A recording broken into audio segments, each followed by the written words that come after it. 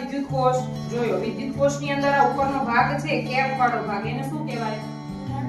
ધન ધ્રુવ. એને શું કહેવાય? ધાતુની કેપ. અને એને શું કહેવાય? ધન ધ્રુવ. અને નીચેનો જે આ તકતી વાળો ભાગ એટલે તકતી એટલે કે સપાટ ભાગ. સપાટ ભાગ હોય એને શું કહેવાય?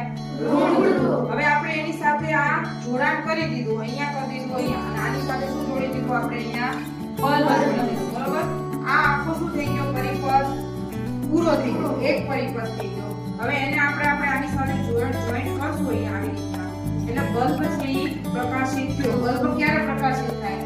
તો કે આખો પરિપથ છે આવી રીતના પૂરો થતો હોય ત્યારે બલ્બ પ્રકાશિત થાય. હવે આ બે છેડા જે જોઈન્ટ કરેલા છે એને હું આમ કાઢી લઈશ. એટલે આ પરિપથ કેવો થઈ ગયો? ખુલ્લો પરિપથ. ખુલ્લો પરિપથ. પરિપથ પૂરો થતો નથી એટલે બલ્બ છે એ પ્રકાશિત થતો નથી. જ્યારે પરિપથ આવી રીતના પૂરો થશે ત્યારે બલ્બ છે એ પ્રકાશિત થશે. હવે એના પછી આવે છે સ્વિચ. સ્વિચ એટલે કે કળ. એક છેડો આપણે જે અહીંયાથી બલ્બની અંદર ગયો, બલ્બનો જે બીજો ભાગ છે એને આપણે સ્વિચના એક છેડા સાથે અહીંયા જોડી દીધું. અને જે આ ધન ધ્રુવનો જે છેડો છે એને આપણે આ બીજા છેડા સાથે જોડી દીધું.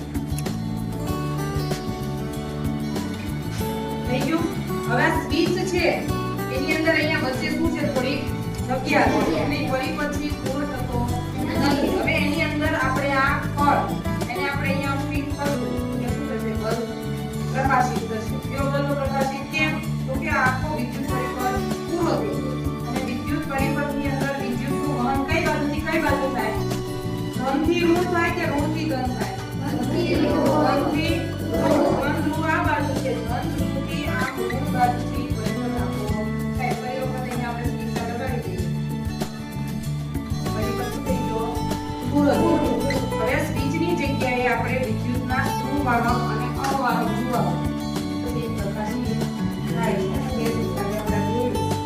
બલ્બ પ્રકાશિત થયો. બલ્બ પ્રકાશિત થયો એટલે લોખંડની બનેલી છે એને શું કહેવાય? વિદ્યુતનો સુવાહક. એની જગ્યાએ આપણે લઈ લઈએ અંદરનો પડદો. તો આમાં છે વિદ્યુત કોષ જોયો. વિદ્યુત કોષની અંદર આ ઉપરનો ભાગ છે કેપ વાળો ભાગ, એને શું કહેવાય? ધન ધ્રુવ. એને શું કહેવાય? ધાતુની કેપ. અને એને શું કહેવાય? ધન ધ્રુવ. અને નીચેનો જે આ તકતી વાળો ભાગ એટલે તકતી એટલે કે સપાટ ભાગ. સપાટ ભાગ હોય એને શું કહેવાય?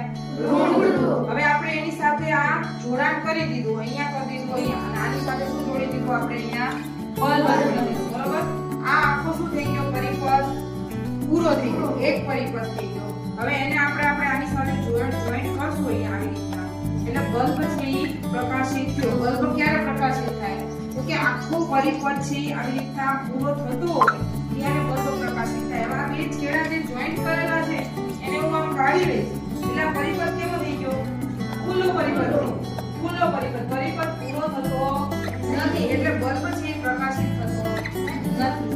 જ્યારે પરિપથ આવી રીતના પૂરો થશે ત્યારે બલ્બ છે એ પ્રકાશિત થશે. હવે એના પછી આવે છે સ્વિચ. સ્વિચ એટલે કે કળ. એક છેડો આપણે જે અહીંયાથી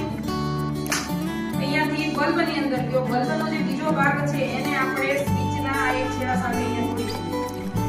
અને જે આ ધન ધ્રુવનો જે છેડો છે એને આપણે આ બીજા છેડા સાથે જોડી દીધું. થઈ ગયું? હવે આ સ્વિચ છે એની અંદર અહીંયા વચ્ચે શું છે? થોડી જગ્યા છે. એને પરિપથ છે પૂરો થતો નથી. હવે એની અંદર આપણે આ કળ એને આપણે અહીંયા ફિટ કરશું કે શું થશે? બલ્બ પ્રકાશિત થશે. કયો બલ્બ પ્રકાશિત? કેમ? તો કે આખો વિદ્યુત પરિપથ પૂરો થઈ ગયો. અને વિદ્યુત પરિપથની અંદર વિદ્યુતનું વહન કઈ બાજુથી કઈ બાજુ થાય? ધનથી ઋણ થાય કે ઋણથી ધન થાય? ધનથી ધનથી ધન ધ્રુવ આ બાજુ છે. ધન ધ્રુવથી આ ઋણ બાજુથી પરિપથ આખો થાય. ફરી વખત અહીંયા આપણે સ્વિચ લગાડી દઈએ. પરિપથ શું થઈ ગયો? પૂરો થઈ ગયો. હવે સ્વિચની જગ્યાએ આપણે વિદ્યુતના સુવાહક અને અવાહક જુઓ.